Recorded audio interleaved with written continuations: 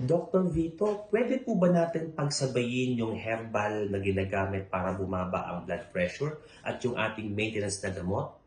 Ang sagot po dyan sa inyong katanungan kapatid, maaari po kasi magkaroon ng medical interactions. For example, doon lumalabas yung mga adverse effects ng herbal supplement at nung gamot kapag ito po ay pinagsama po natin.